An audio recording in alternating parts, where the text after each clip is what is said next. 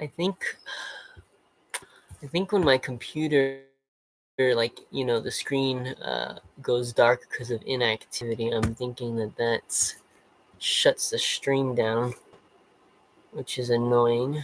I'm gonna see if I can change that though.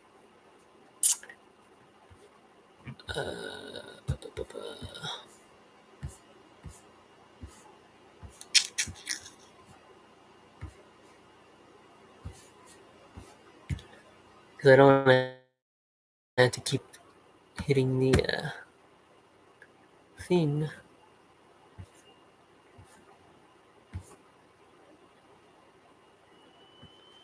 Thanks, subscribe. There's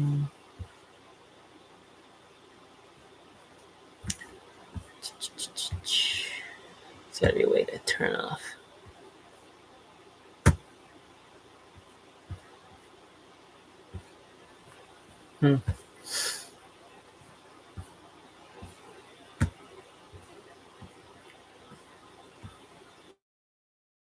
Power battery, yeah, there we go. That's probably it.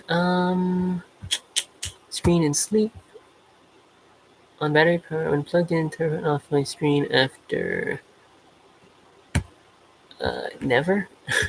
There we go. Okay. That should be good.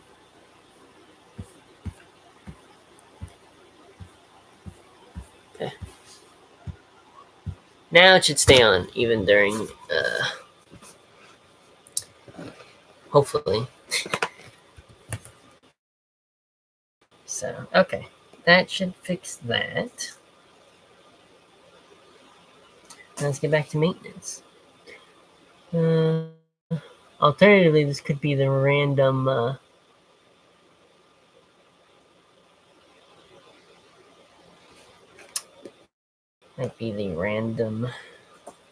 stream cutoff issues that I know Kyle was having. Maybe even Russ. Seems like this up in YouTube streaming. Hopefully, whatever they are, quickly. Anyways, let's dump in some new ladies and dresses, adults.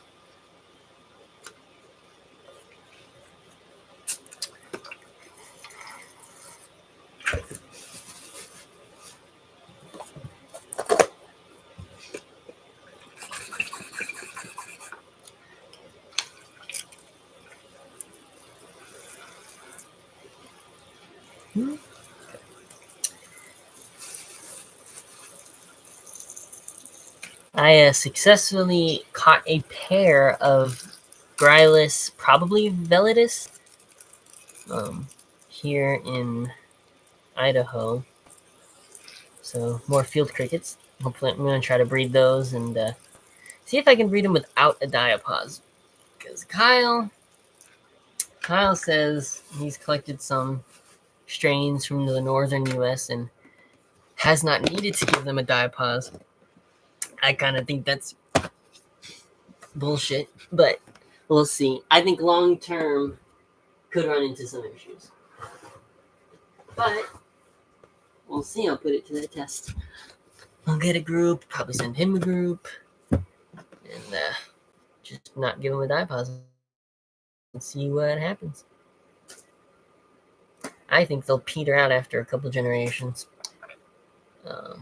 But hey, worst case scenario, if that happens, it's not like I can never find them again. They're everywhere here. And then I still have not been able to collect any Celotophilus akazizi. I kind of wanted to do it here tonight, but I got too much maintenance to do. And then I have to, after maintenance this morning before I go to sleep and then I have to go to work, I have to mow our lawn. So the American lawn is such a scam. I don't want to get political here, but the American lawn is a fucking scam. I hate it so much. I hate homeowners associations. It's all just, ugh, who cares how tall your grass is? Should be allowed to not have grass and just have, native grasses and shrubs and stuff that you don't have to mow. American lawn sucks. And I know I'm preaching to the choir here because I know a lot of you guys feel the same way. It's a killer of natural biodiversity. Hate it. But gotta do it. But so that's a waste of my time that I have to do this morning. And then gotta go to work. Blech.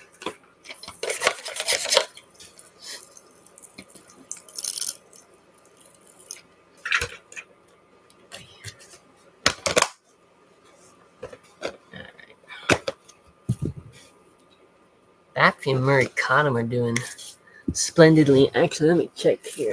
Probably. Let's see here. Got a little drawer of delis here with Murraycottam. This looks empty. Empty.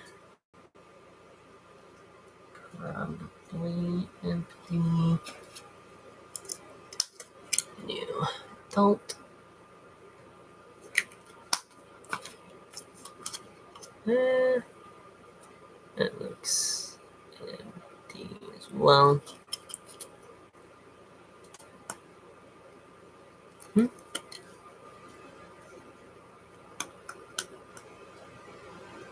Yeah, just rotted.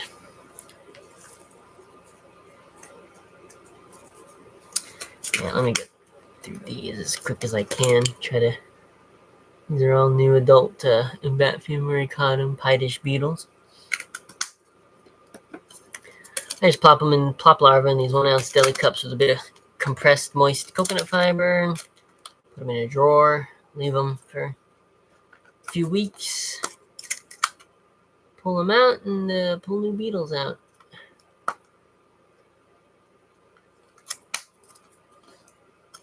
Pretty easy. Looks like nothing in there.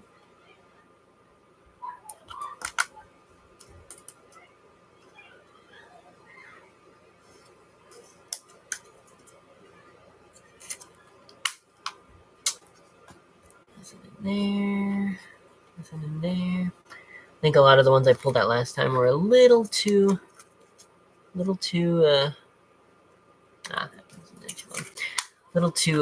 young to pupate. So quite a few. Either that or I kept them a little too moist. A lot of pupil cells that are just kind of empty. So I think that's like 4 new adults so far. Yeah, I think I overwatered them at some point because there's a lot of pupil cells that are just empty. If you spray them, there's a 5th adult. If you spray them, if you keep them too humid and like water accumulates at the bottom of their pupil cells, they will just die. The pupil or pre-pupil stage, so you gotta be careful about that. So, yeah, last time I think I just overwatered them a tad. All right, looks like these are all empty. All right.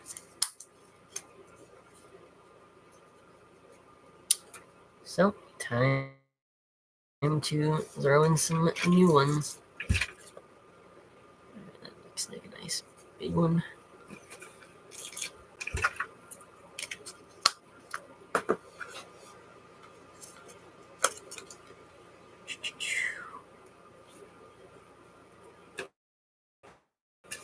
Yeah.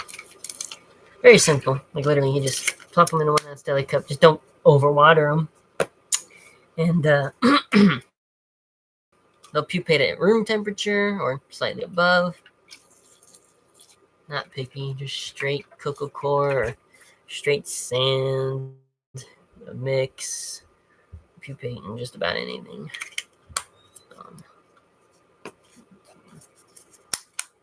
So yeah, pretty easy. Yeah, I love this species. I have several in Bapfium now, but these are my favorite. The Murraycottam. They're the OG pie dish beetles. The most pie dish beetles in the hobby. So they're fun. I like them.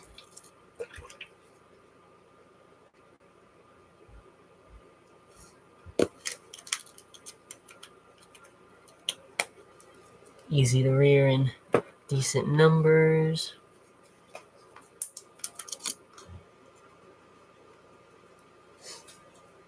And Batfium glabrum are still giving me such a headache. I don't know what I'm doing wrong with those, but I still, like, I'm having such issues with adults just dying randomly after maturity, not living that long. They're the only Batfium I'm having that issue with. So that's a little annoying.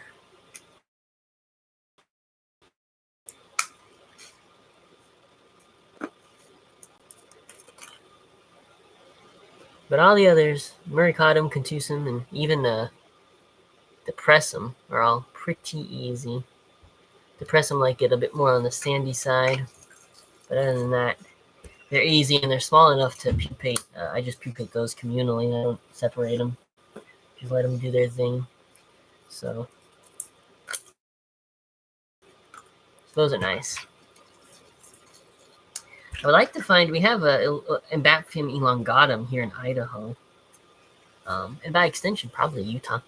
But I've never found any. I've looked. I've even went to an area in a county that they had been sighted here in Idaho, and still haven't found them. But they're out there.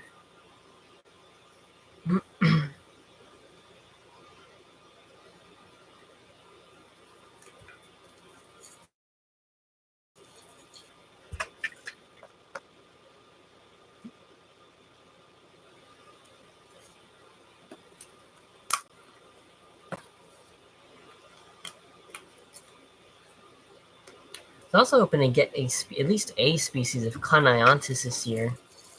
There's a few here in Idaho, but I've been unable to find any. But I'd like to breed that genus again. Coelus, too, would be awesome. The dune-loving darklings from coastal western U.S. Those would be nice. I loved having those.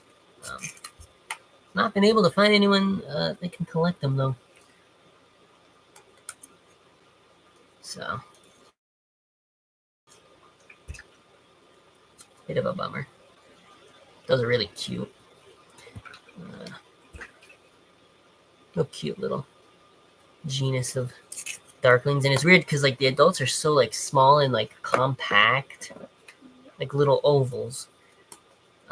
Very compact. But their larvae are, like, 2 to 3 times the length of the adults. And, like, super long and wiry. It's an interesting contrast between adult and larva. And those are another one that are pretty easy to pupate communally if you set them up in large enough of an enclosure.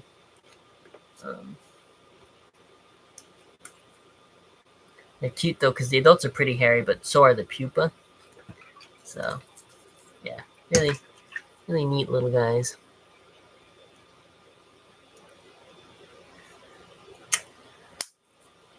Oh, I'm trying caught a few Opatroides punctulatus. See, I think they're a Mediterranean native darkling beetle. Pretty invasive. They're everywhere here in Idaho now, but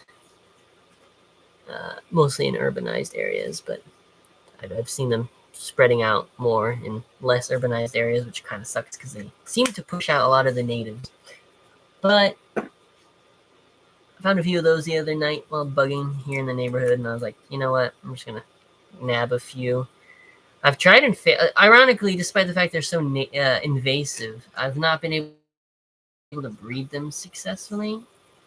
Like, very successfully. I've gotten sporadic oviposition from them, and then a few to pupate, but they seem to be picky about ovipositing and also picky about pupation, something, either the humidity or the substrate composition.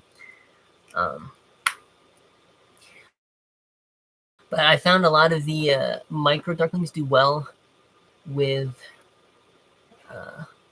whatchamacallit. They do well with hissers. Something about Madagascan hissing roach setups, the way I set them up at least, seem to thrive. So I tossed some in with my Elliptorina, either Davidi or Levigata, I forget which one. I tossed them in one of those that didn't have any darklings in it yet. So we'll see if they kind of pop off in there. Kind of my last resort for micro darklings, because I prefer to control the environment that they're in a bit more and be like, okay, this is an Opitroides enclosure, this is a Conobias setup. But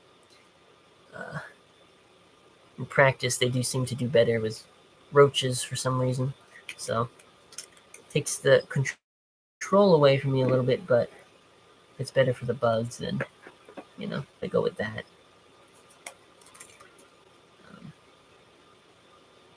But then it does get annoying because when the hisser colonies get to a certain point where they kind of need refreshing, or if they just get too rampant, in their own setup, they can kind of push some of those darklings out a bit, depending on the species of micro darkling in particular. But and then the annoying thing too is a lot of the micro darklings, they're a decent cleaner for like leftover food and stuff, but they don't really eat hisser bodies that much, which is kind of, it'd be better if they did, because then they'd have more utility. I'm leaning towards using dermestids in a lot of my hisser enclosures now to take care of dead bodies in larger breeding cultures. They seem to do a good job. But like, I really warring hard with these freaking Ford flies in my collection at the moment. They're just so annoying. I hate them. So that's where the dermestids come in, because they help. They're not as fast to get to the bodies as the dang Fords are, which is annoying, but they do at least help. And there's enough dermestids in there at any given time. They can eat the body before the Fords have a chance to finish developing. So probably kills at least a portion of the larva off, but I need to start applying those mosquito bits again more religiously. I want to get light trap too, just to see if that helps. It's gonna be a multi-pronged approach, but I want to bring those Ford numbers down because they're really starting to get on my nerves. I sleep in this bug room and they just keep pestering me at night. I feel them like land on me, and it's just not the best feeling of sleeping with Ford flies, crawling on you. It's not the most comfortable. And it's like 80 something degrees in here, so it's not like I really have a blanket on either to cover me up. So yeah, I want them going. We got Lucas Insects. Hey, Lucas. What substrate do I use? It depends on the species. For these pie dish beetles, a lot of them I just use straight cocoa fiber. Some like the glabrum and Embaphium depressum, those prefer more of a cocoa fiber and sand mixture, or even just plain sand. It really does depend on the species. Basically, when I look at darklings, I go with one of two approaches. There are those that prefer a more organic substrate composition for oviposition. So most of those will simply lay. Well, I guess there's three subsets. Okay, so there's the generalist organic substrate composition that they'll lay on pretty much anything. So like plain coconut fiber works, but you could also use even more organically rich substrates like potting soil, compost, peat, all that kind of stuff, that kind of peaty dirt, So there's those ones. There's rotten wood species, like the forest dwelling species that will pretty much only oviposit and develop in rotten wood. And then there's the samophiles, the ones that prefer sand or sand clay or clay mixed substrates. So those are the three general substrate categories I go with darkling beetles that I've observed in my years of keeping them. So a lot of the Embaphium and Aloides and stuff that I keep will oviposit in plain coconut fiber. Some prefer at least a little bit of sand mixed in with the coconut fiber, and then some species prefer just straight sand or sand and clay. So it is kind of interesting, and with that, you kind of got to go through some trial and error, basically, to figure out what species are going to want what substrate. Usually if I don't see oviposition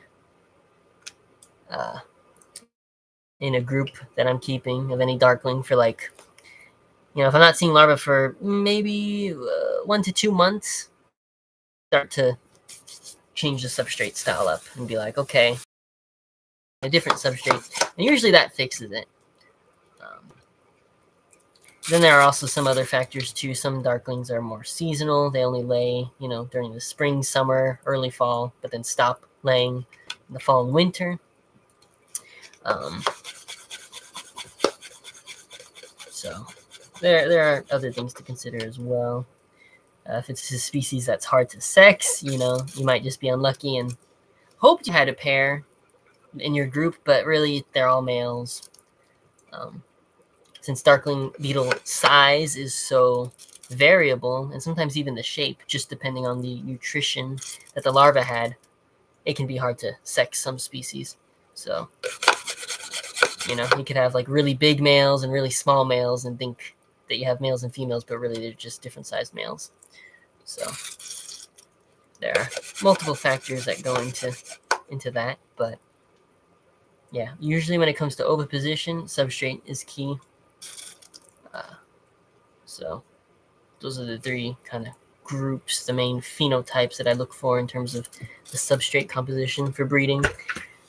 Some species are even more picky, though. Some species will oviposit fine in any substrate, but then the larva require certain substrate to develop properly, or vice versa. Sometimes the adults are super picky about where they lay, but the larva can be reared in anything. So there's always a little bit of trial and error involved, especially with darkling beetles. Because a lot of people keep darklings as pets, but not that many breed them. So when it comes to breeding, a lot of us are, unless it's a species someone else has bred before, we're kind of on our own in terms of figuring it out. Sometimes even if someone's bred the species before, they could have a different theory on what they did right versus what is actually getting them to breed. And so then you run into differing opinions on the proper setup. So yeah, there's a lot that goes into it.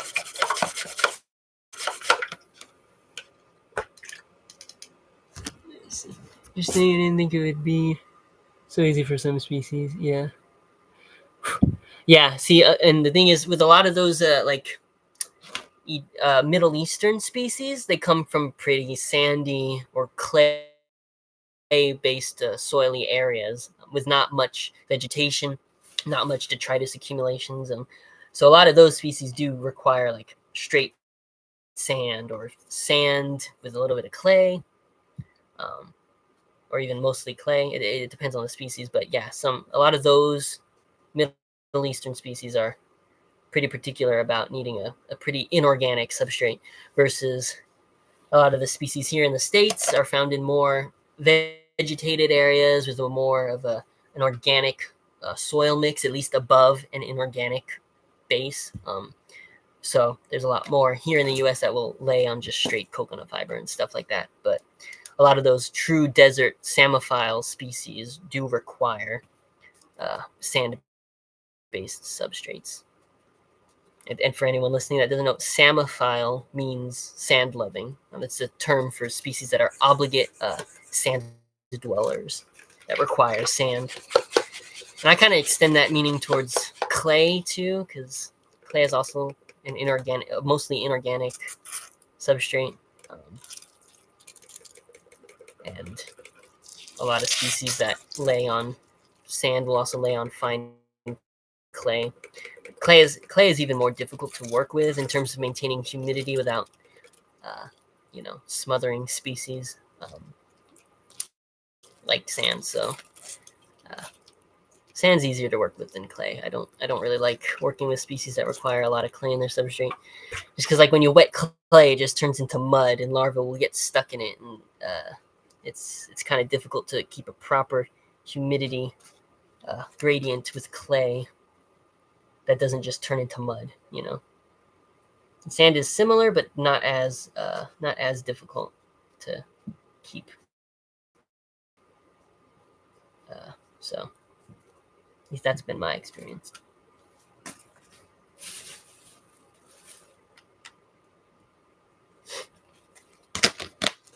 There we go. Hello, Alex Hero. Nice to see you. Yeah, darkling beetles are really underrated. Again, here in the U.S., like there's quite a few species that are pretty popular as pets, but breeding is just a whole nother world that most people don't even attempt to go into, which is a shame because they're really observing the larvae of different species is really cool, because a lot of them there's a lot that look very similar, but then there are some like really weird looking species out there with like really weird looking larvae. So I like observing the subtle differences in morphology there, seeing them pupate, seeing teneral like freshly molted adults is really cool. It's a really underrated group, and like a lot less resource intensive too than say rhino beetles or stag beetles, like in my opinion, at least for those of us that don't have easy access to flake soil, rotten wood, etc., leaf litter. A lot of darklings do fine with mostly inorganic substrates or inedible substrates, and just cheap dog food, and is really all you need to rear a lot of them. So easier to breed, in my opinion, at least less resource intensive, and once you got a good understanding for them, I feel like one day, I hope one day to write books on invertebrate care, much like Oren McMonigal. And as much as roaches are my favorite invertebrates of all time, I do feel that I probably have more to contribute towards writing a darkling beetle book, so that I might, maybe within the next decade or so, actually write up a guide on rearing tenebrionids. At least U.S. tenebrionids, because I can't get a hand on any exotics. But yeah, I feel like I have some. I've built a bit of experience with quite a few families, and I feel I can contribute meaningfully to the conversation there. So, but I would like to have more success with some other groups first. Like comb clawed beetles, I've bred those in the past, but I would like to set up more long-term colonies of those. There's whole tribes of darklings here in the U.S. that I haven't bred yet, so I would like to work with more species first. But yeah, really great. I'll look forward to it then. Yeah. Well, thank you, Luca. I'm interested to see how your projects go with your Pilema and whatever other darkling you were talking about earlier today.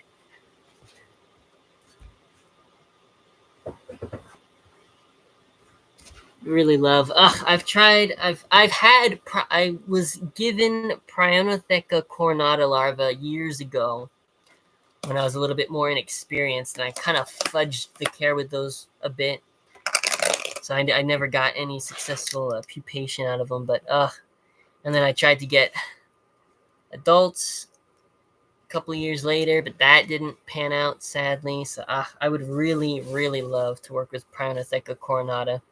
They're just so cool and so big. But I've just not been able to. Luck has not been on my side in terms of getting a good breeding group of those. And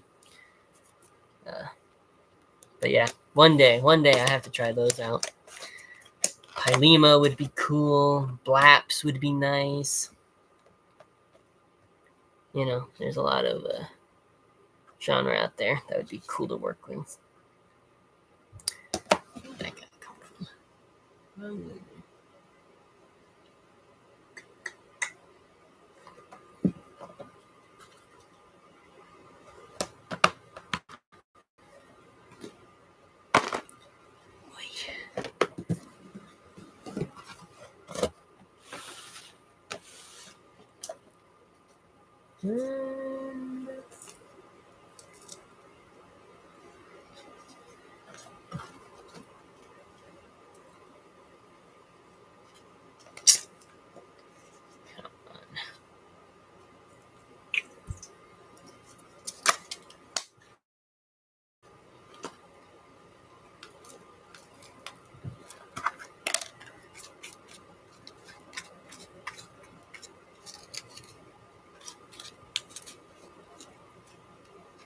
Got here is a.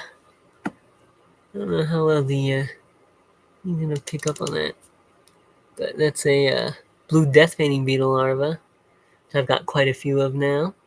My adults have been producing pretty well, so I'm hoping to rear up some adults of these this year. That'd be kind of cool. But we'll see. I'm hoping pupating them will be not too difficult. Some of the other Cryptoglossinae I've worked with, they're kind of picky. Especially about like the exact humidity levels in their pupal cells, which is kind of annoying to maintain. I found Cryptoglossa infausta to be a pretty easy Cryptoglossinae to rear. I wish they were a little bit more prolific. They don't lay that many eggs compared to a lot of the other species. Although maybe I've just not found the exact substrate composition they like. But a lot of the others just oviposit on straight sand, so those are a lot easier. But then those ones also tend to be more difficult to get to pupate. So it's a catch-22.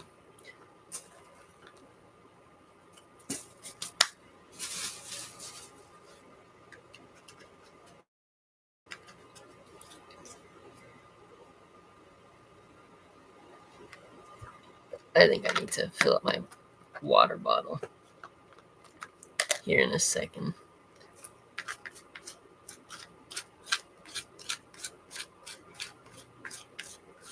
Just check up on these. Okay, that's good.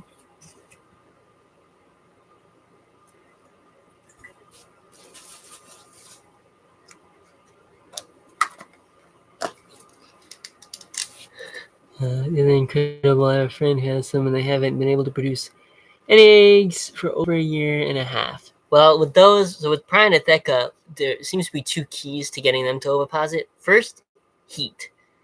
Second, a sandy substrate. Oh, I've seen a lot of European breeders try to put them on like a very organic substrate mix, and that never seems to work out well. They like pretty much pure sand for oviposition.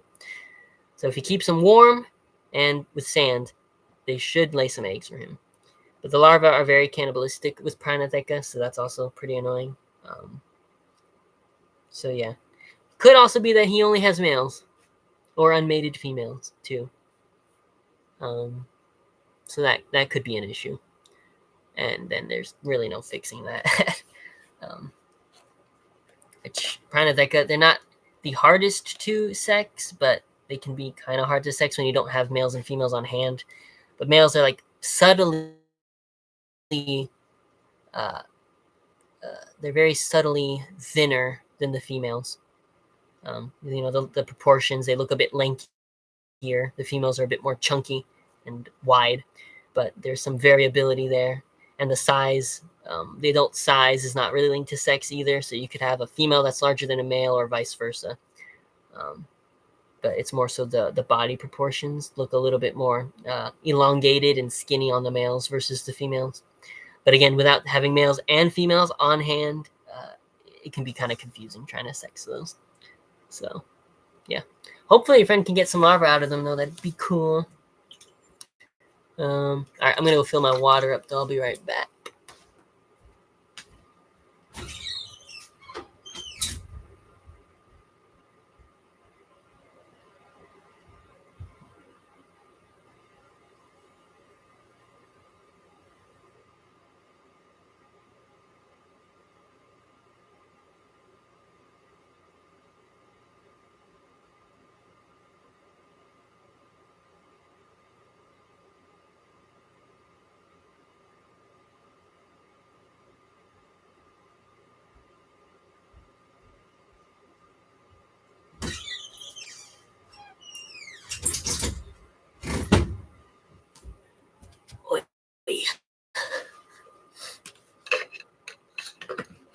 My arm's bandaged up, by the way, because I fed my leeches yesterday. Fed 2 of them, and one bit me here and one bit me here. It's kind of annoying because I had to use 2 gauze pads. I was trying to get them to both bite at the same spot, but they're very picky about where they bite down. But yeah, man, they get so big. They get so chunky after. Here, actually, I could probably show them.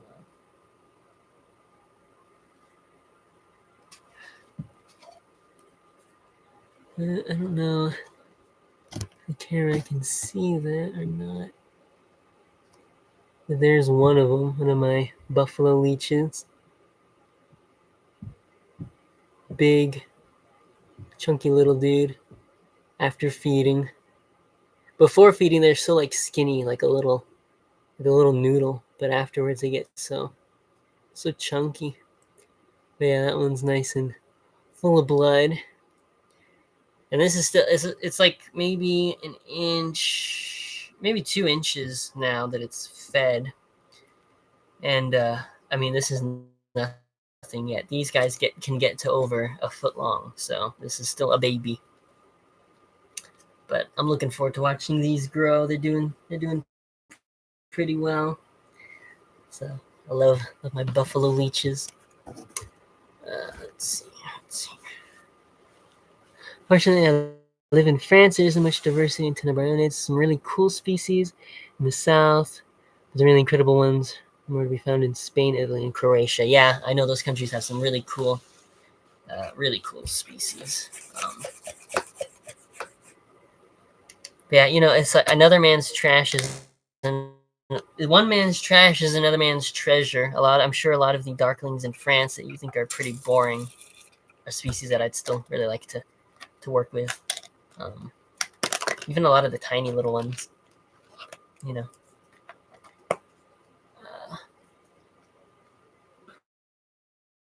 think there's a couple Akis species in France, AKIS, at least in South France. At least that's what I remember. Those are neat looking. I think you guys have blaps.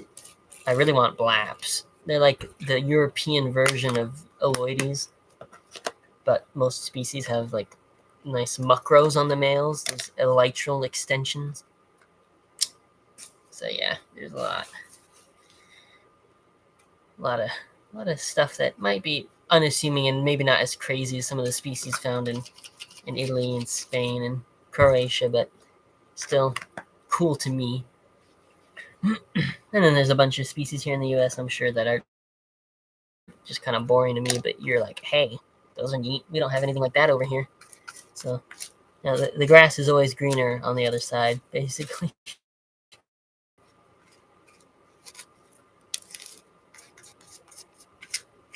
Let's see. And there we go.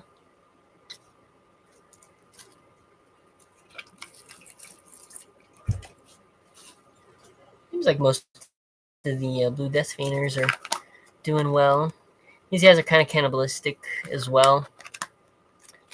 He has Bolus, Cryptoglossiny in general, the whole tribe. So I have to isolate larvae to have a decent larval survival rate.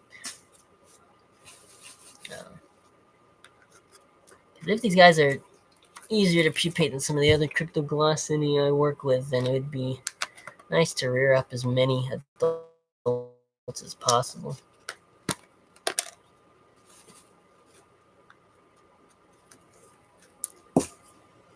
That means feeding larvae individually, which is kind of annoying, but, you know, comes with the territory.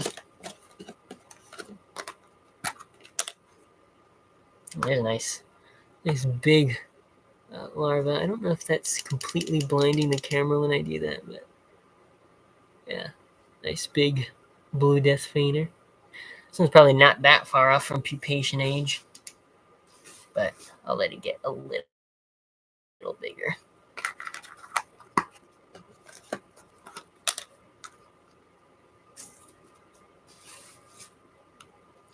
There's also, this is like a cardboard box that I have a bunch of deli cups in, and there's like an accumulation of like substrate that's been getting like tossed out,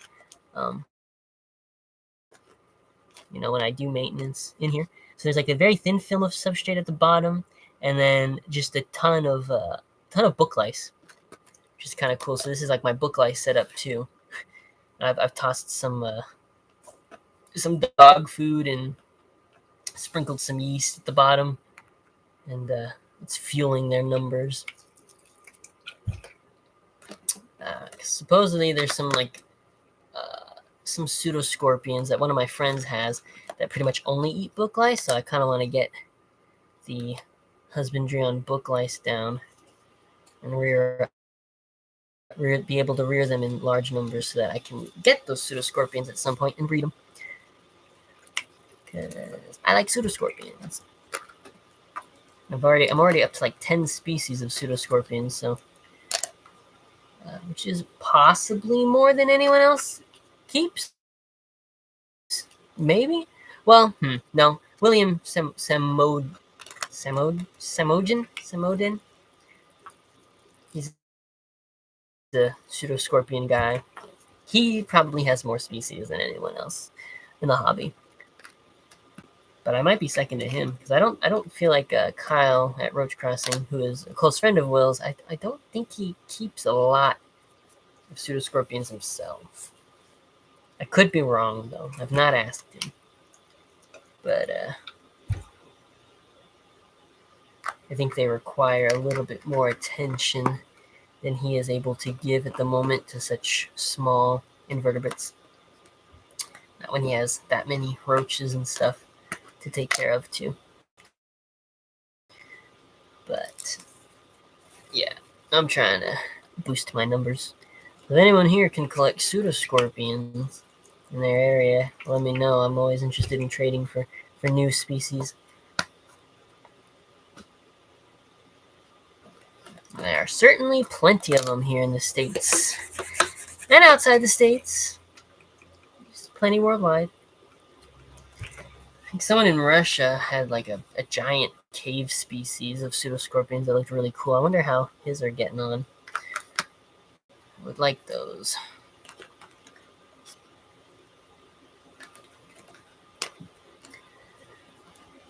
I guess are incredible. Uloma rufa. Yeah, those are cool. I like Uloma. We have Uloma here in the U.S. I don't think that particular species, but we have that genus here in the U.S.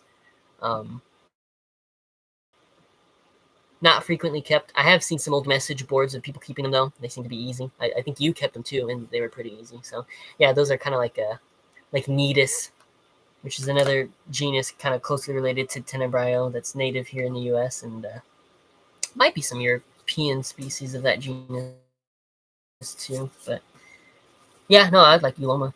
Those are cool. And I think those species you mentioned is very red too as adults, so that's pretty cool. Acus are awesome. Yeah, you should try. You should try to get some of those. Those again are another. I think they're in the Acidini if I remember right, the tribe Acidini. Those tend to be strict Samophiles and or clay lovers in terms of oviposition and rearing. And then I'm pretty sure their larvae are very cannibalistic too, which is kind of annoying. There's basically a lot of tribes in the subfamily Pimelinae of darklings. So that includes Cryptoglossini, Acidini,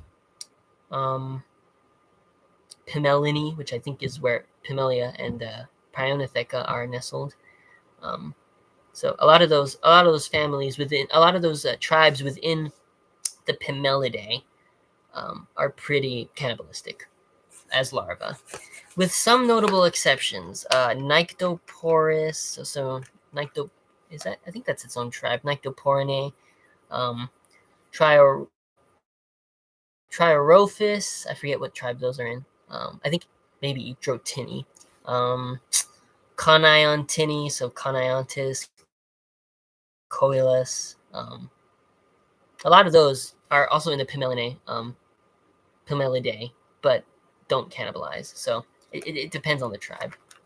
But yeah, a lot more of Pimelids tend to be cannibalistic as larvae versus the often more hard-bodied and less cannibalistic members of the Tenebrionidae, or Tenebrionidae, maybe. But that subfamily that has like, the Amphidorini, so Aloides, Ambaphian, a lot of those more common widespread species here in the U.S. belong to that tribe. Tenebrio, Zophobus. What's the Tribolium, Euloma? A lot of those tend to be far less cannibalistic and more communal. So yeah, it's a family thing. But yeah, that's what I've noticed over the years. A lot of those softer bodied darkling larvae tend to be more unforgiving towards each other. And I don't know if that has to do directly with the fact that they just have softer bodies and can more easily attack each other, or if that's unrelated and just a coincidence. And they're just mean. So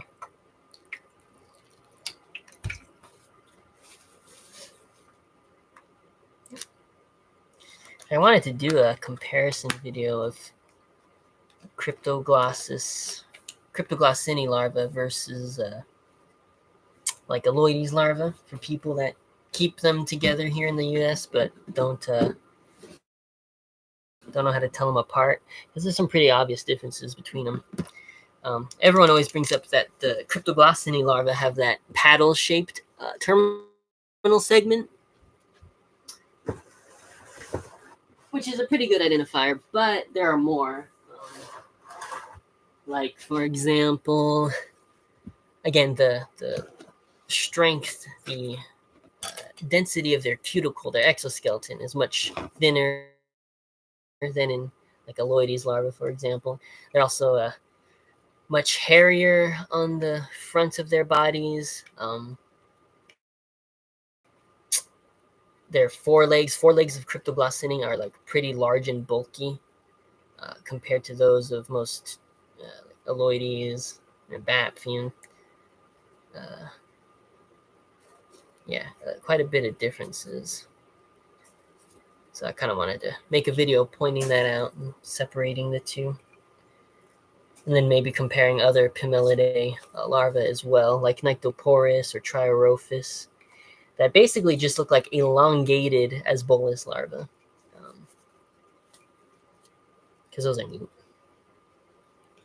I wish I had Coelechnomus. I kind of want to get Coelechnomus dilaticalis, because I know someone who's been successfully breeding those.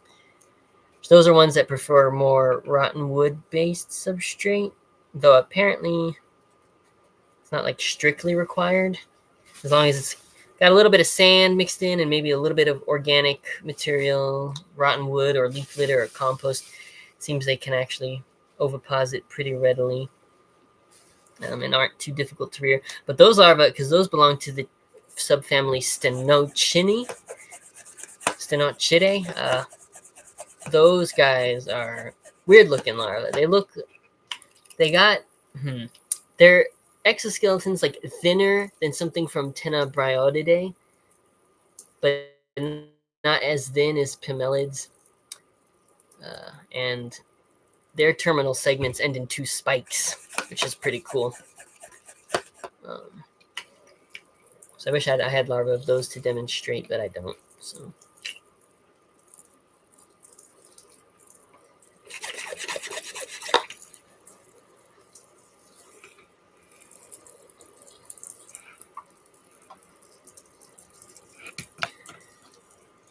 These blaps before the life experience, I haven't managed to maintain them. If you manage to pupate 3 larvae into adults, they shouldn't be too difficult for you. From what I hear, Blap's care is basically just Aloides' care. Again, it probably depends on the species, but it seems like those actually do like a more organic substrate. Like coconut fiber with some leaf litter on top of it would probably work for oviposition and rearing. And yeah, I would think that those would be pretty easy to rear. But also, I'm sure those would also be fairly seasonal with their oviposition as well, since they're a more temperate genus. So you probably only get eggs in the spring and summer. Rear larvae over to fall in the winter, and then new adults in spring. So kind of similar to some species here in the U.S. There are supposedly a couple blaps from Europe that have made their way to the northeastern U.S. and become invasive there, but they seem to be very, the populations are like very localized and not spreading. So I would like to find someone who could collect me blaps here in the U.S. But I've never seen any hobbyists find them.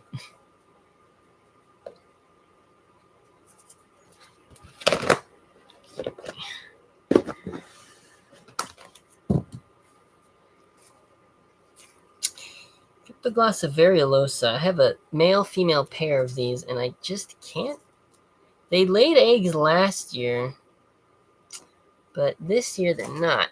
And I don't know why. But I wasn't able to rear any to adulthood because I was being neglectful with their larvae. And they're just not laying anymore, and I don't know why. I think last time they oviposited, substrate had more clay in it, so I might need to add more clay. But I'm not seeing any larvae.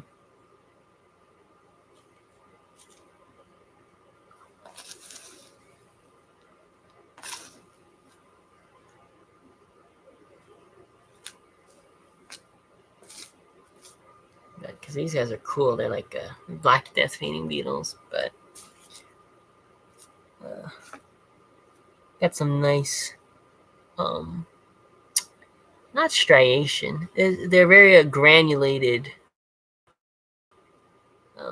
almost tuberculated exoskeleton on the elytra at least. They're pretty cool. I'd like to rear some, but hard to do that when I've not been able to get eggs this year.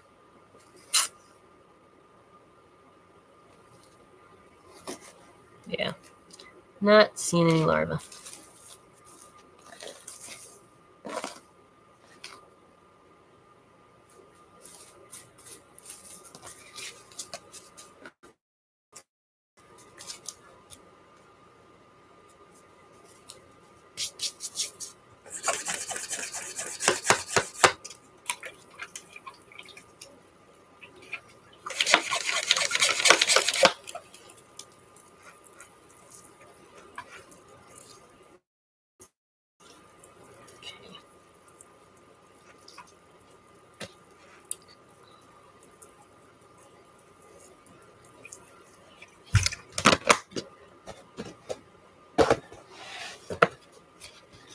I'm kind of tempted to get some of Sean Kramer at US Invertebrates.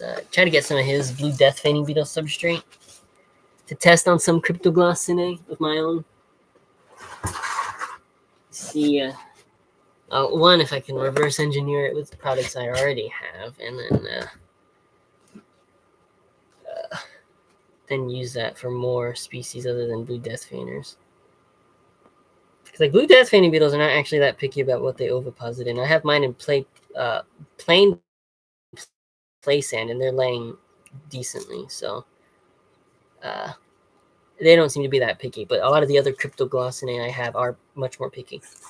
So I would like to use that substrate, which is supposedly the best, and test it out on some other Cryptoglossinae and see if it actually works for them, or if they are super duper picky and I gotta figure something else out.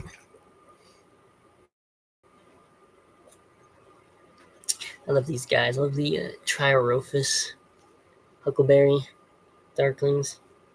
Little cute little guys. They get the really glaucous coating to them when they're dry, which makes them look very blue, very purplish. So they're pretty cool. And pretty easy to rear too. They are a Samophile though, so straight sand for those guys. These are Tenebrae obscurus.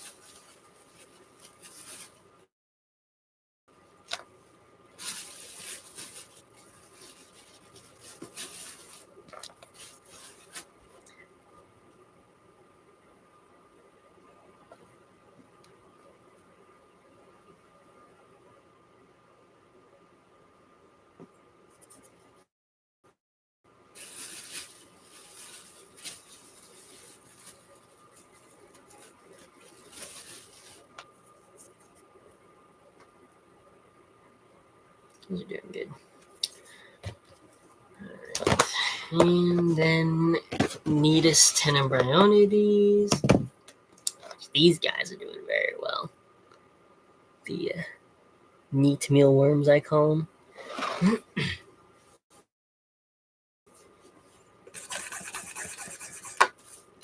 Just another close relative to Tenebrio and Zophilus. It's in the same tribe as them.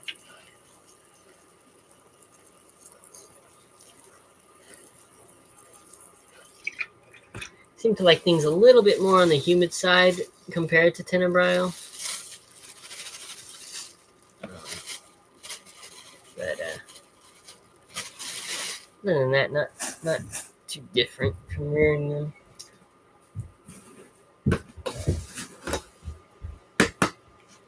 New bag of dog food.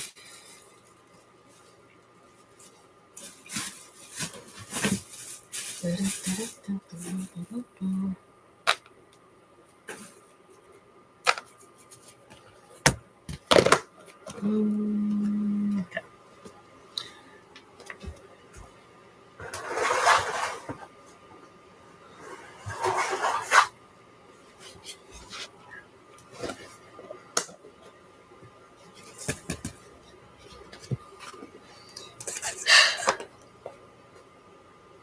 And I'm struggling so hard to breed Loides longipilosa, which is a nice. This is a true Samophile species of Aloides.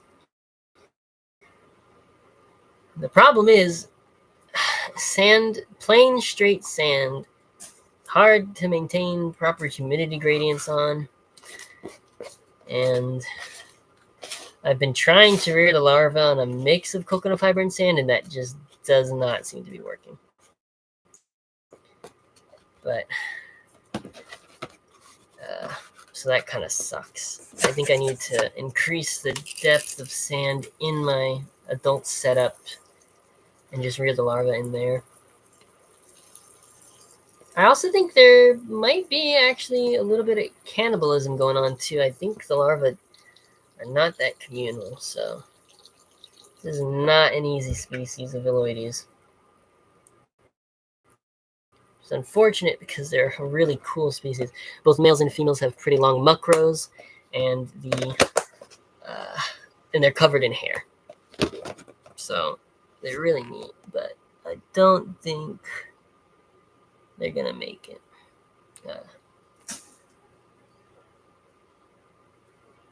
I need,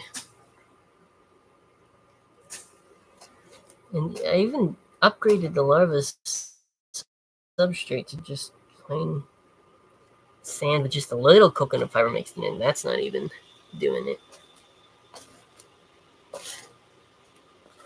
So, yeah, I don't know. These guys are a bit of a problem species for me. I'm trying, but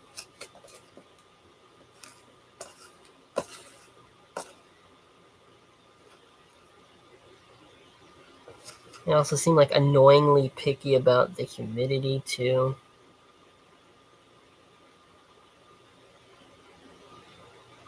If it's too dry, they desiccate, and if it's too humid, they die. So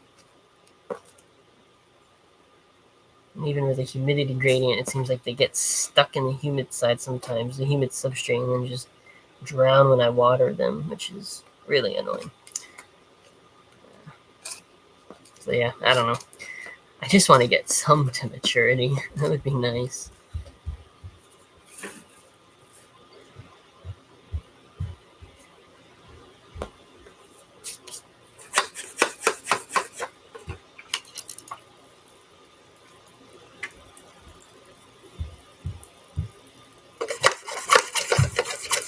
There's a small part of me wondering if they're not just like predatory as larvae, these guys. I might try dumping like some Tenebrae in with them and see what happens. They seem like, again, very antisocial as larvae, and they grow very slowly on dog food. It's almost like they're not eating that much. So I do wonder if maybe there's a dietary element that I'm missing with them too. Could be.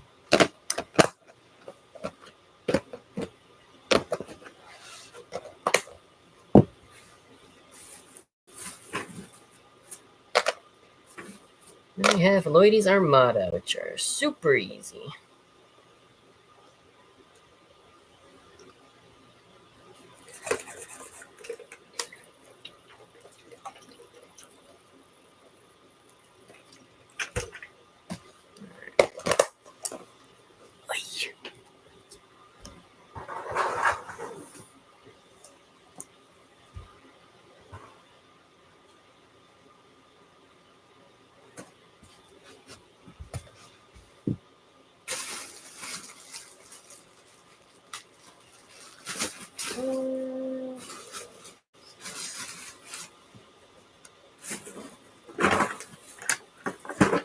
Got a little fruit fly culture here that because Kyle from Roach Crossing, he sends me a Harvestman culture that had a bunch of wingless fruit flies in with them. So I decided to just start a culture, a pretty like simple one, not with like actual fruit fly medium.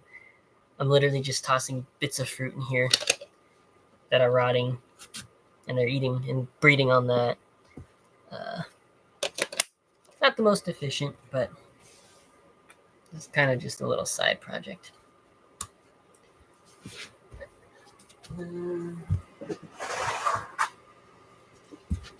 Getting close to finishing off the Darklings. We'll be on to isopods.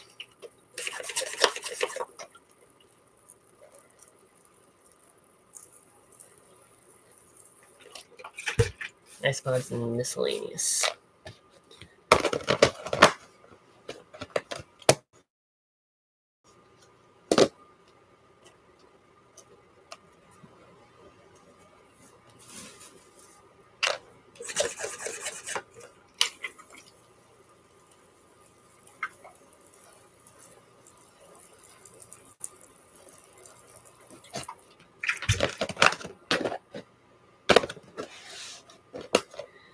Yeah,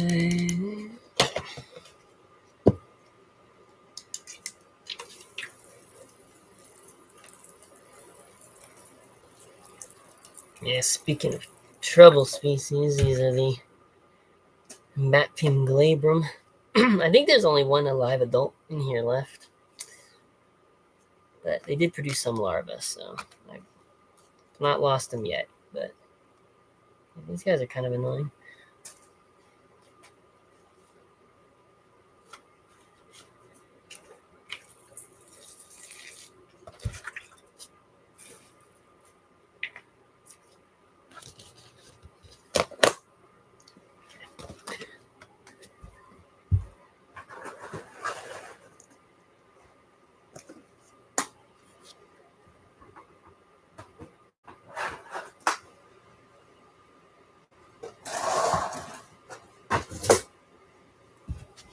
All right, last of the darklings. We got Batpium contusum, which I need to start. Need to get a bunch of 1 ounce delis made for these guys. Start pupating them. It's about time I reared up a good clutch of those. Cryptoglossum auricata.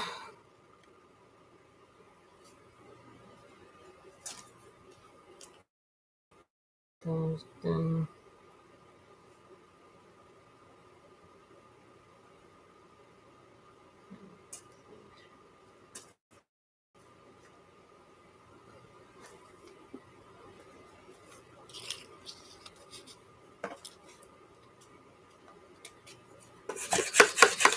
The Cryptoglossum auricata are kind of weird. I had a bunch of adults die off last year, a bunch of the captive bred and some of the wild caught ones too. I'm not sure exactly what went wrong. I think I screwed up the humidity in their setup.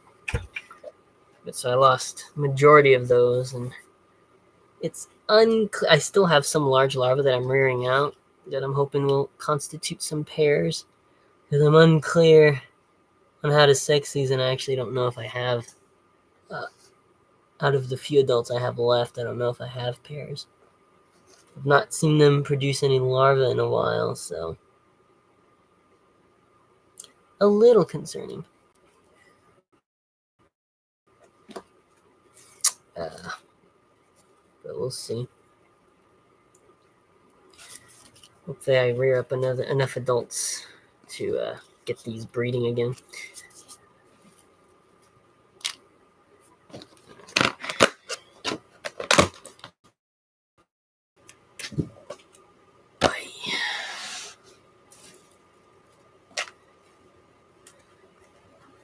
Whereas these Asbolus mexicanus, I got like half of the adults are captive bred, half are wild caught still. I don't know if any of my original wild caught adults have died yet. And I've had them for like years now. They're still breeding. These seem to be a strict Samophile as well. So I gotta rear some more larvae of these up too.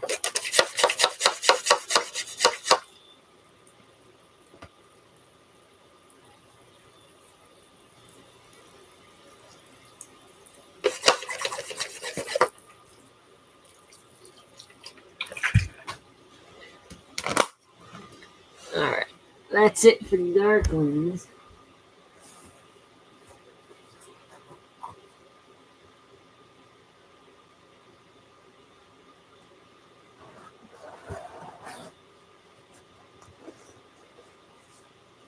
Now on to some weird miscellaneous stuff.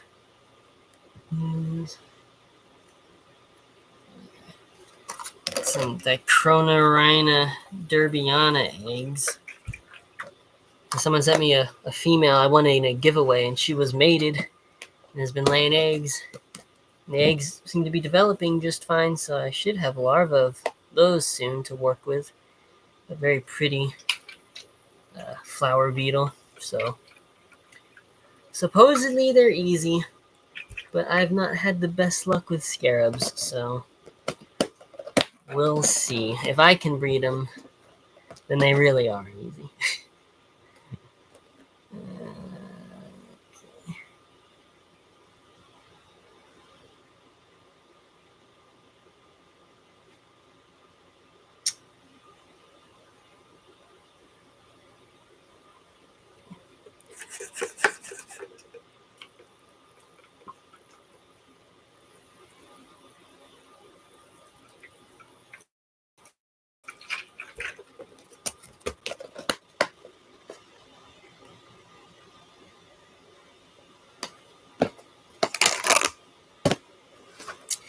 This is a project I'm kind of excited about. I had a pied, I would call it pied, not Dalmatian. I had a pied Porcellio dilatatus male pop up in my colony.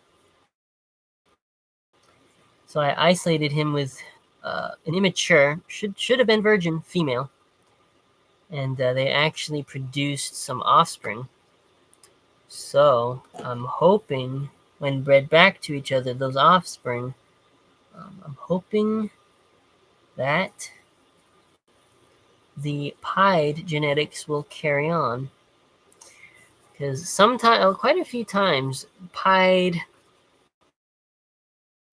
Dalmatian-looking individuals will pop up in isopod colonies, and it ends up being some like viral infection that makes them that color, not genetics.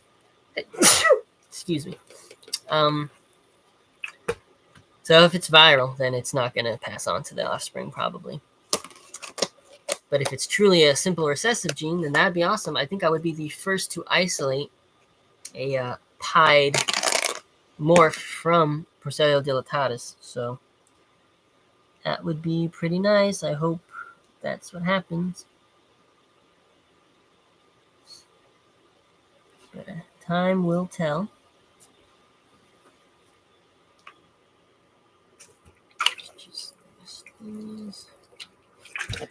Time will tell.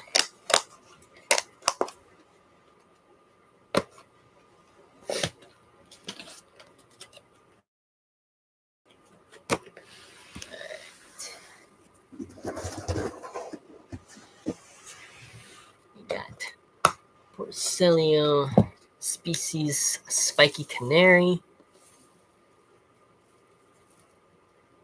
These guys. Oops, there's a.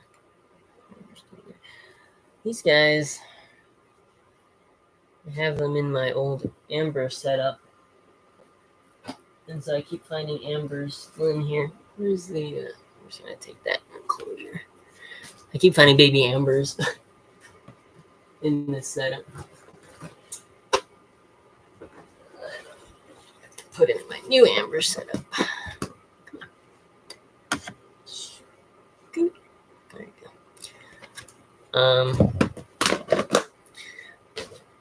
But yeah, the spiky canaries, I thought I lost them. I had them in too small of a setup with not a proper humidity gradient, I think. So they bred a little bit, but then seemed to die off quite a bit. But thankfully, some did survive, and I moved them to a larger setup, so I'm hoping they'll start popping off again. I didn't really expect them to be that fragile. I mean, maybe I should have, because, some Porcellio are, but Porcellio that look like little mini Porcellio scaber, I thought would be a little hardier, but don't judge a book by its cover. But yeah, so these guys, they seem to be on the up and up. So as long as I got pairs, I should be fine. Just gonna take a while. They're all good. Let's see here. Give our species blue pigeon, which are not blue. They're gray. There's like a very slight glaucous coating to them, but it's not even blue. Not even as blue as like Porcellionites prunosus. So I resent the name, but whatever. Those do well for me.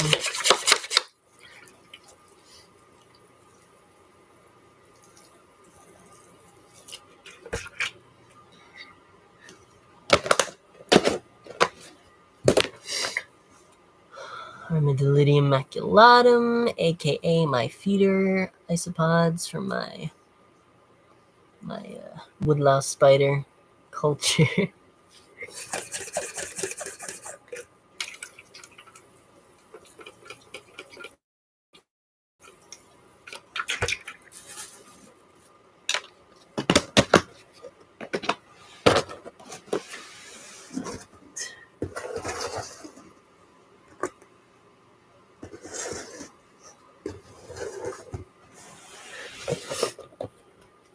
I really love these. How often do you do maintenance? I do maintenance once a week on pretty much everything. Yeah, once a week. Any more frequently than that, and I'd go crazy, probably. Yeah, I say I do maintenance once a week, but it usually takes like 2 days to get through all of maintenance. But each enclosure is only being maintained once a week. So.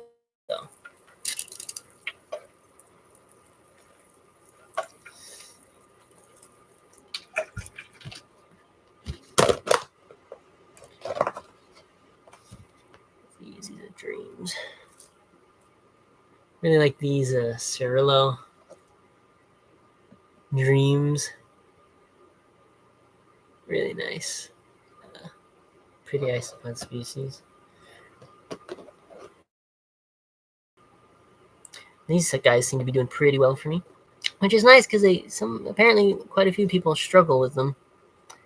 The main thing with the Spherulo species dreams really is just they take forever to grow. They take forever to breed, but once they do start popping off, once you do let the colony build out a bit, they seem to breed pretty steadily. So my numbers are finally starting to explode, which is nice. But yeah, one of the few isopod species that I think the higher price on them is pretty justified with their breeding rates. But yeah, they're a very pretty species. And I got the crystal dreams from my friend Brandon Maines, who isolated them from this stock, and those are even prettier.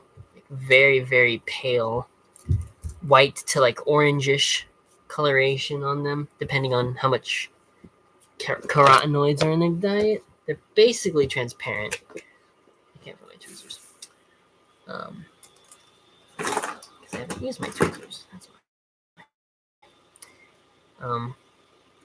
Yeah, so those are a really neat morph. I'm excited Brandon was able to isolate. Send me some.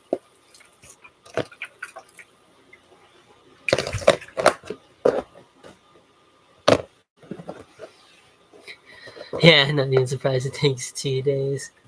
Yeah, I mean, I just counted up last night, did a recount on my species, and I have 370 species of inverts at the moment. And I will be receiving more over the next couple of weeks. Probably bring that number closer to 390, maybe 380. So, yeah, that's a thing.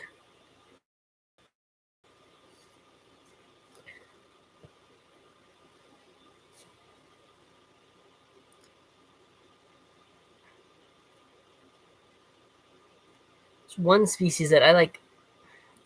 The Kibara species, Armadillidae species Miyako, Japan. They breed very slowly for me. I'm finally starting to get good numbers popping up.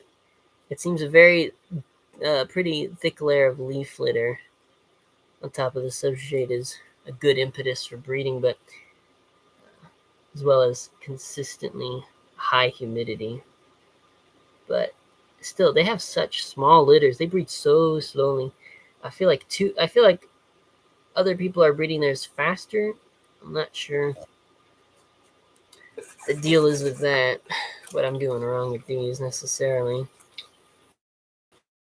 And these are one of the few species I've actually given, because of how slow they were breeding, I actually gave them a organically rich substrate. So it's not just coconut fiber, it's It's rotten wood, like spent penestane substrate, leaf litter, sphagnum moss, all that good stuff that they say to use in isopod substrates. And they're still breeding slow as heck, so substrate was not the issue. But I just don't know what is. I think maybe I just had too thin a layer of leaf litter, maybe. And also maybe I was trying to keep them more semi-humid before, but I don't think they really like that. So higher humidity seems to be helping them out. But yeah.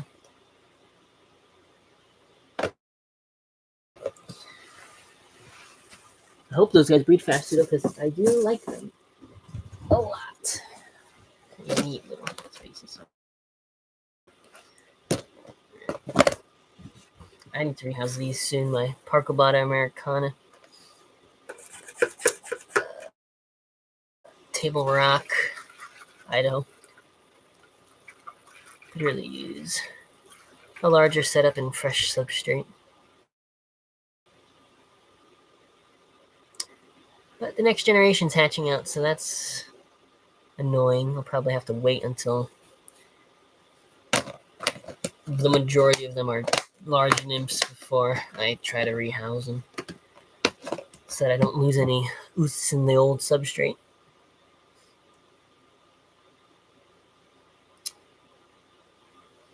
Just getting some more broods from my Trachelopus caucasianus. Which is a really pretty species of Trachelopus. I really like them. I'm gonna have to rehouse these soon, probably too, to a larger setup. Yeah, these do well.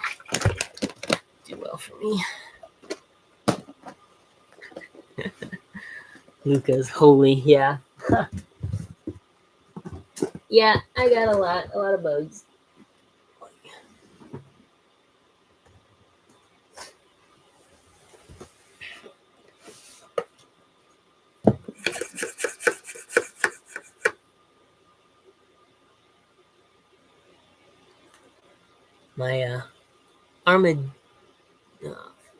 My armadillo officinalis,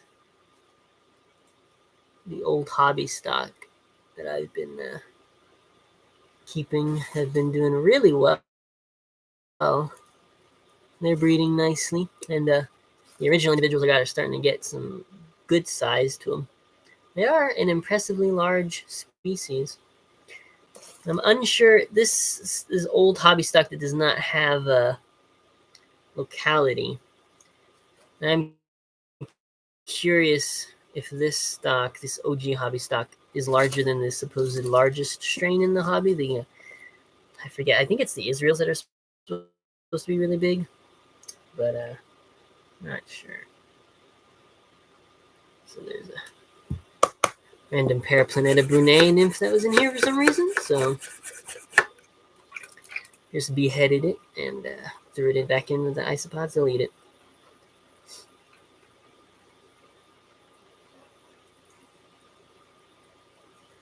But yeah, I kind of want to get the Israel locality now and compare the sizes, because these guys are pretty big.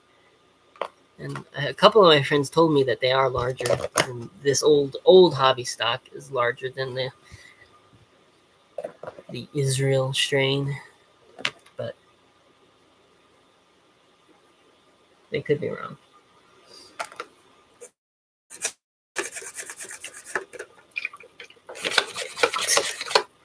Proporcelia vulcaneus. These guys are awesome. Small species. And I think are pretty underrated. There's a lot of really cool, small, underrated isopod species in the hobby. A lot of the, not as flashy, but unique patterning and unique morphology. I'd like to see more people keep them. I really I'm hoping with enough time that maybe some interesting morph will pop out of these. I think a Dalmatian Proporcelia vulcaneus would look pretty cool. Especially from this locality. It's got a lot of high orange individuals. I think Dalmatian morph of that would look awesome.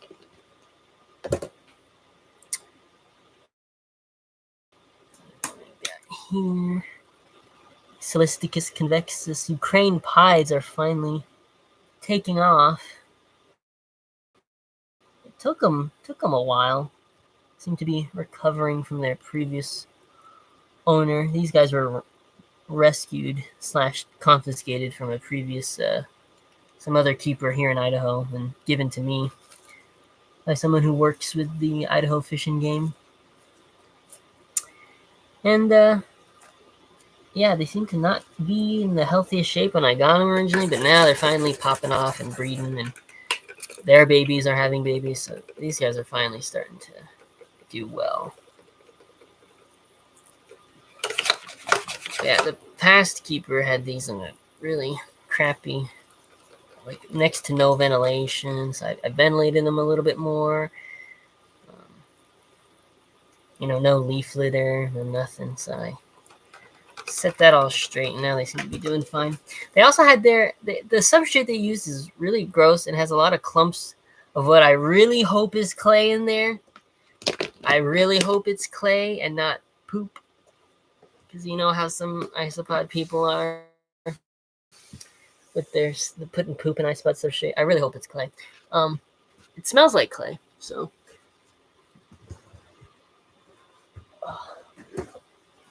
But they had their Porcellio dilatatus on that substrate too, and the Celesticus seem to have they've pooped all over the substrate, so now it's just a layer of their frass and leaf litter, and that now they're booming. But the Porcellio dilatatus that I got from that person, they had them on that same substrate, and I think some of the materials they used for it probably had that porcelain disease fungus in it, and it got to the Porcellio dilatatus. Either that or something about the composition may have been off for them, maybe too high of a pH or something. But those, I tried to get them to breed in that setup that they were in the substrate that they were housed in previously for months and months and months, and nothing was. They were just kept dying, having very tiny broods, and the adults just kept dying off. So I moved them to straight coconut fiber, and it's just some leaf litter on top. And they're in the same enclosure, the same ventilation and everything. I just replaced the substrate with coconut fiber. And lo and behold, they've completely recovered. The die-off stopped. They're having tons of babies. So, yeah, I don't know what the heck what was in that substrate, but something was not right. So, just went with a more sterile setup, and lo and behold, they bred just fine. These Porcellio dilatatus usually don't give a fuck. There's a reason they're one of the old hobby staples and are used in a lot of cleaner crews. They're pretty robust, so it takes a lot to make them fail. So, yeah, I don't know what was in that substrate. I really hope it was clay. I really hope it was clay. That's all I have to say.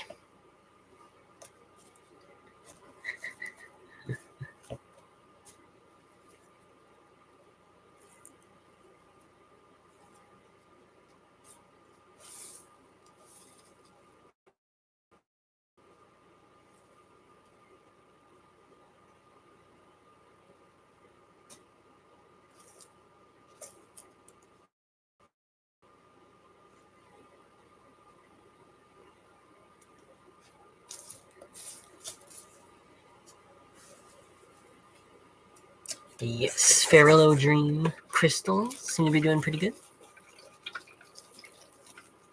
This species seems to like pretty semi-humid conditions, so like really good airflow, high air humidity, but not necessarily very damp surface humidity. So a humidity gradient with good ventilation seems to be the best way to go for those.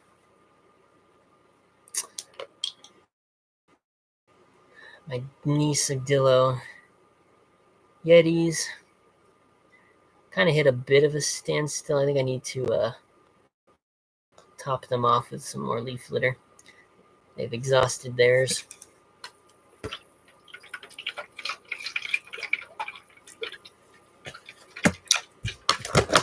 otherwise are doing fine.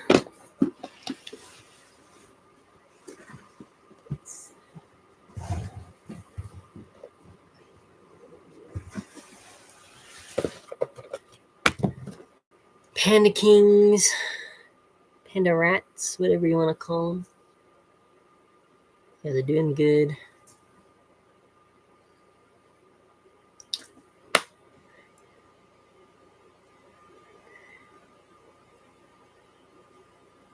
Lots of babies. These guys are going to be popping off soon. I mean, they're already popping off, but they're going to explode soon. I can feel it. So that's the thing with Panda Kings. Once they have such small broods, and they grow kind of slowly. So their colony growth can be slow to establish. But then once they're established, they don't ever stop. They just pump out a never-ending onslaught of babies. So they can be pretty pesky if they get into other isopod enclosures, because then they just slowly but surely overtake whatever they're housed with. And sometimes you won't see it come until it's too late. Oops. And there's a lot of color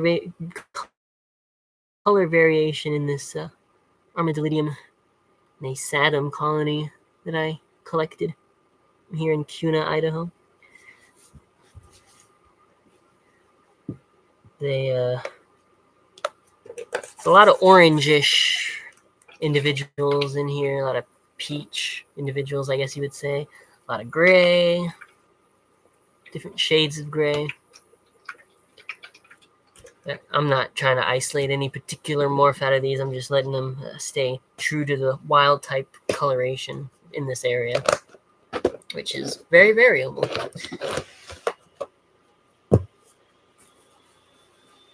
All right, there we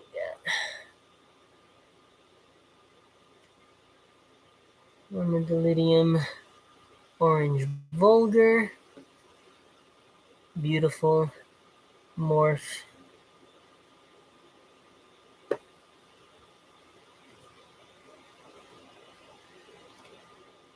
Really like these.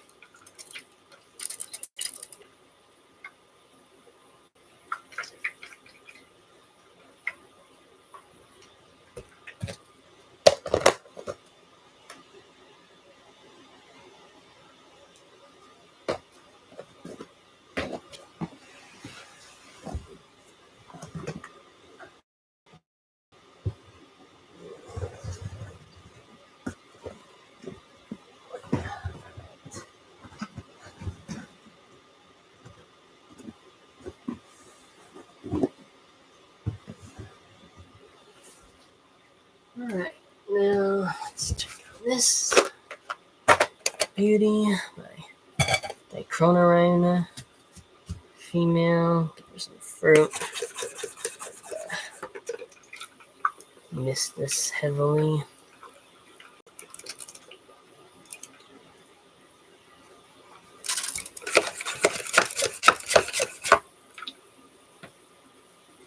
I would be genuinely excited if I could breed these Dichronorhina, because they're super pretty.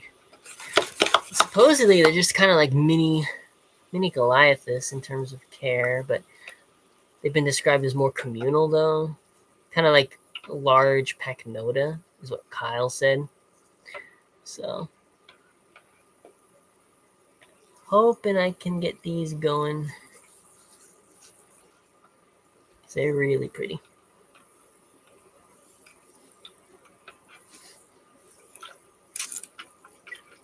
Namely, if I can rear the larva communally, that'd be the biggest boon there. Because I really want to get those going. Oops. My Cynortoides. Oh, look at all that slime mold. You can see it, but Yeah, this is my Sinortoides quadrospinosa setup, which is one of the ornate harvestman species. They're breeding pretty well for me, but their enclosure's got quite a bit of slime mold. Quite a bit. It's crazy though, some of the major males of this species, like they get freaking big. They get big for a harvestman, for a US harvestman at least. Really robust legs and chelicerae. Or it might be their polyps, actually. I'm not sure.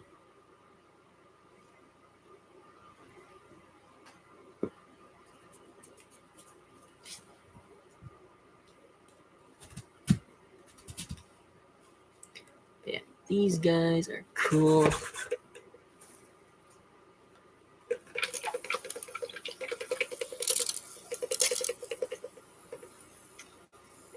They've been a little slow to establish. I think I need to really flood them with springtails to stop them from eating their babies.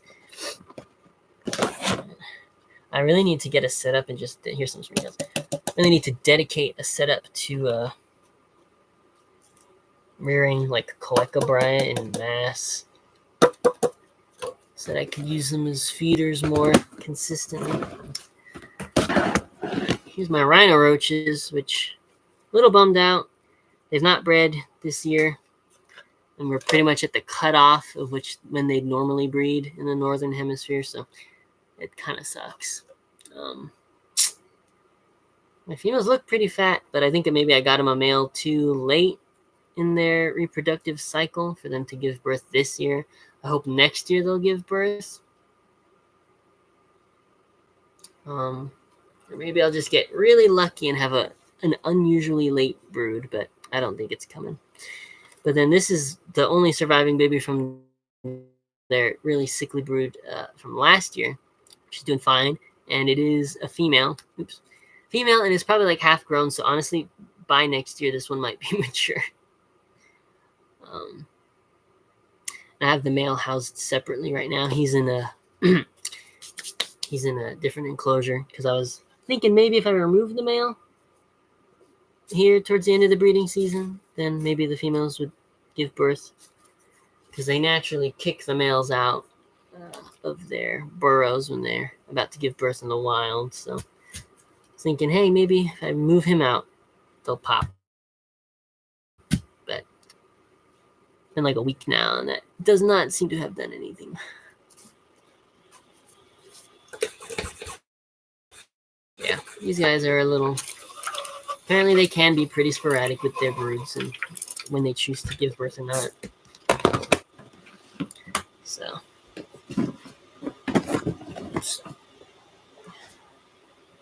bit of a bummer, but what can you do?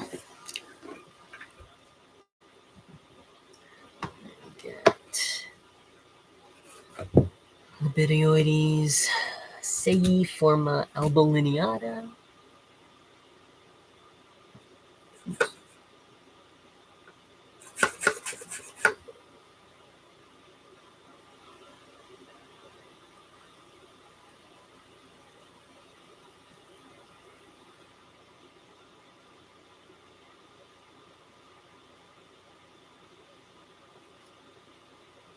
These guys seem to be doing pretty well in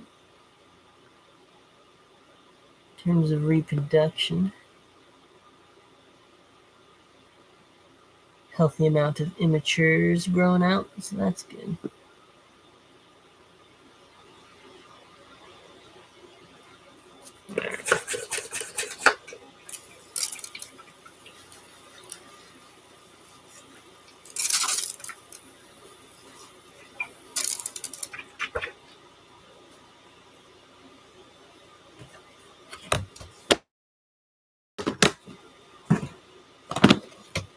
Porcellio magnificus, these guys are doing pretty well. I had some unusually late broods with these guys, actually. Like, I had like a brood a month ago, and then this month I've had like over the past month, I've had like 2 or 3 broods born, which is pretty late in the year for this species, I feel. But yeah, they're kicking off, so that's nice.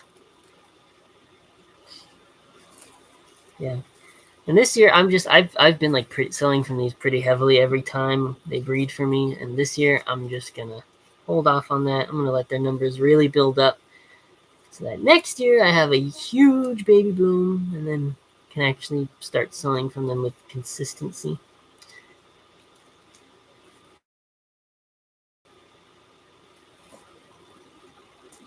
These are another species I think a Dalmatian morph of would be pretty rad.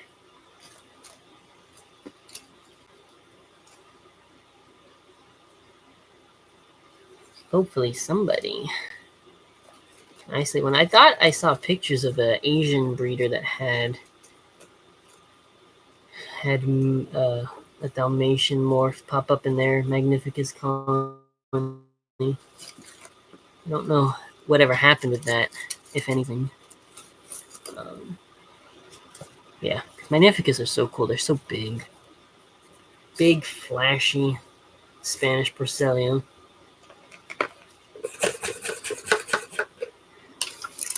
Only they weren't seasonal breeders. Hoffman Segi are basically just non-seasonal Magnificus. And now that we have orange Hoffs, those are basically just easy Porcellium Magnificus, if you think about it. Oops.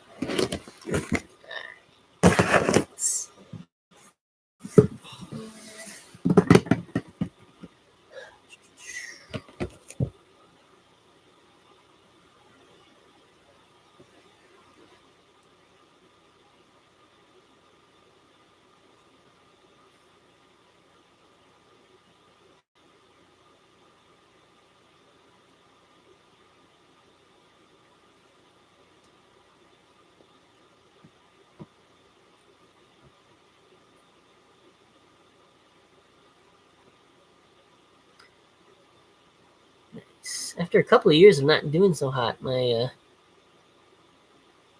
Libidioides ornata are finally starting to breed and to grow in decent numbers.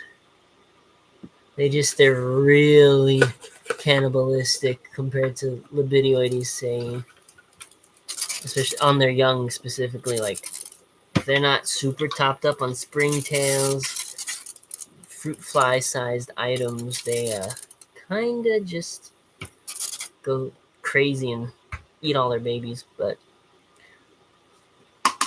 after moving them to a larger setup with a lot more hives, seems to have mitigated that problem a bit. Plus, I have fruit flies breeding in with them now, and I top them up on springtails, so seems to be doing something.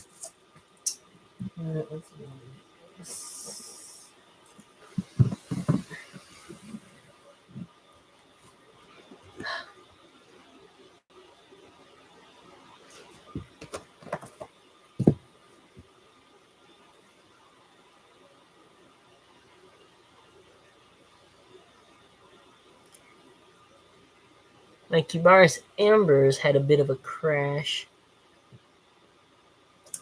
late last year, but since moving them to a new setup with fresh substrate, they seem to be doing a heck of a lot better. Seeing some babies popping up.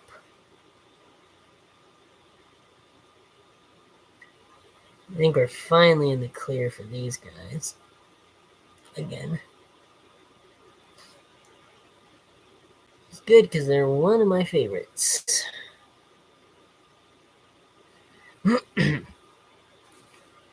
Very pretty, heat-loving isopod.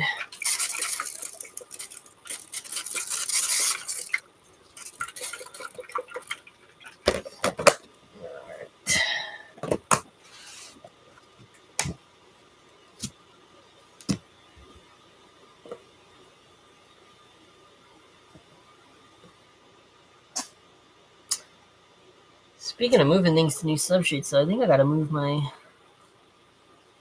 Elaeus lucciosus. They keep laying eggs, but like a majority of the eggs seem to be like dying before they hatch. I feel like there's something wrong with this substrate. That's no bueno. So I'm gonna probably have to remove these. Weird thing is I don't really know necessarily what would be off about the substrate. But yeah, I'm gonna probably move them.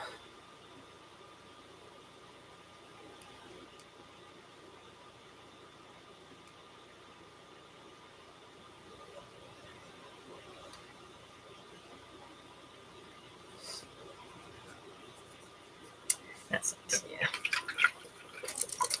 Hopefully not too late with these. But yeah. A little worried about the Elaeus lucciosus.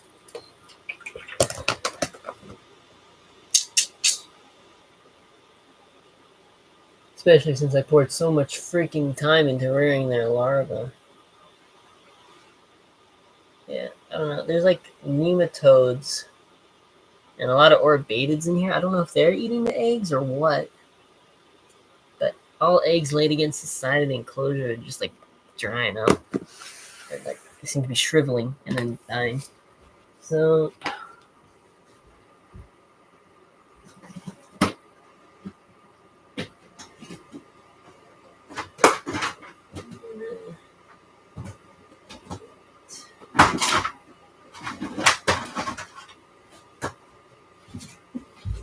temporarily, I'm just gonna move these guys to a setup right now, to be honest.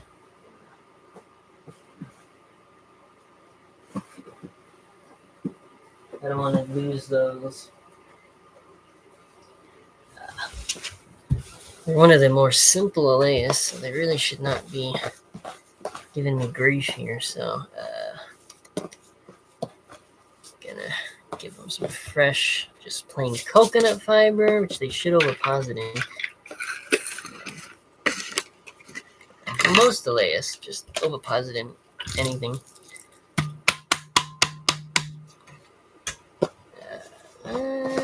Gonna need more water than that. I'll be right back. Gotta fill up with some water.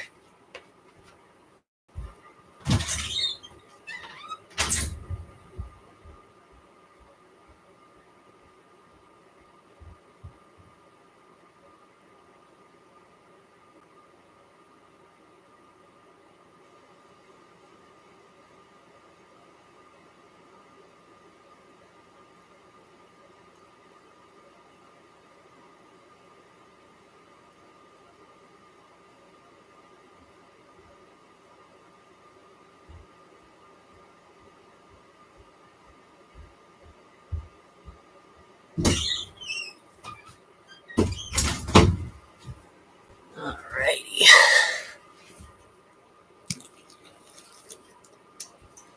That mixed. I'll add some ventilation to this setup later.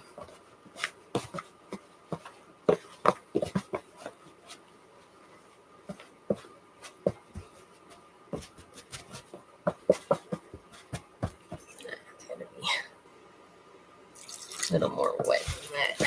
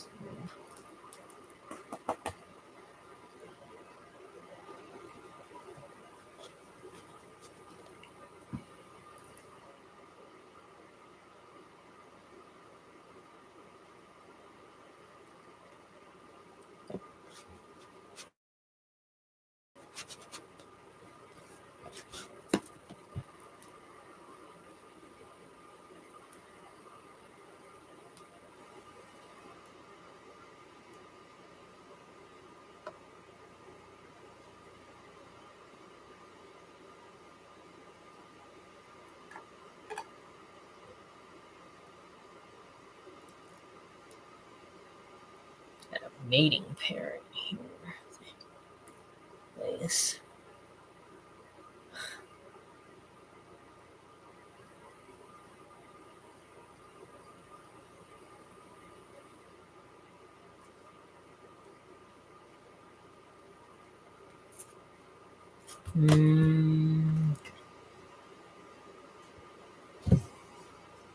Hopefully, new substrate sorts things out for them. Otherwise, I might lose that species, which sucks.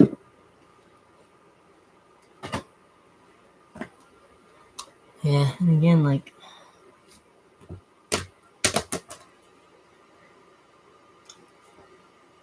I don't really know what about this substrate. I just used a mixture of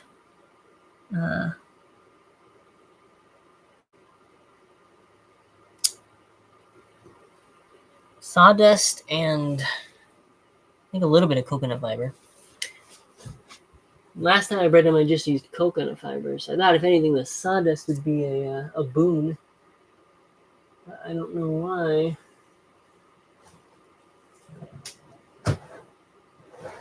Something in there is like rotting the eggs or eating them. But I'm actually going to see if I can't isolate some eggs right now.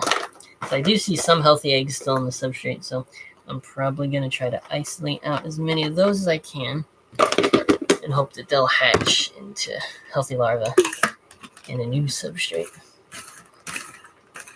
So, yeah, shoot. I'm probably not going to get that much maintenance done tonight on the collection. So I'll have to do another session tomorrow. Maybe more, maybe I'll do another live stream tomorrow too. Tomorrow morning. All right, let's read.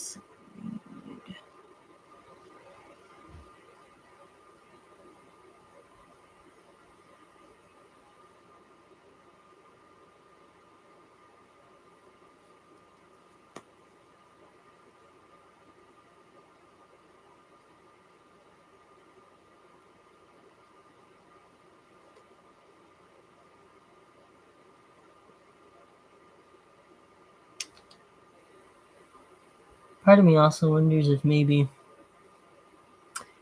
I don't know. Well, no, because I did isolate some larvae, so they were laying eggs previously.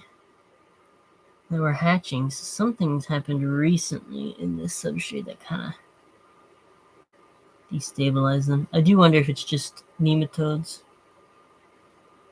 Usually, I don't really have problems with the nematodes in my collection, like attacking anything, though. So this would be kind of out of character. And then I don't see anything resembling like egg mites in here. It's just orbated mites. So that wouldn't be it either. So I don't know why this is happening.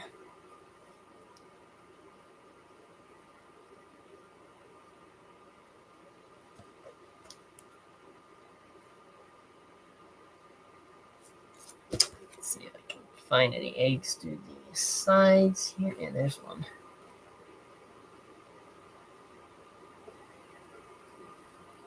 There we go.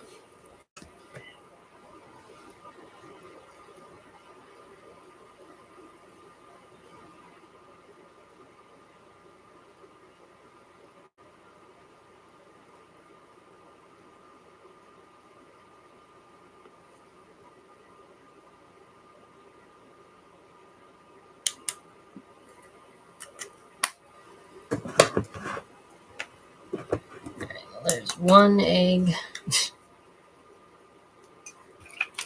Yeah,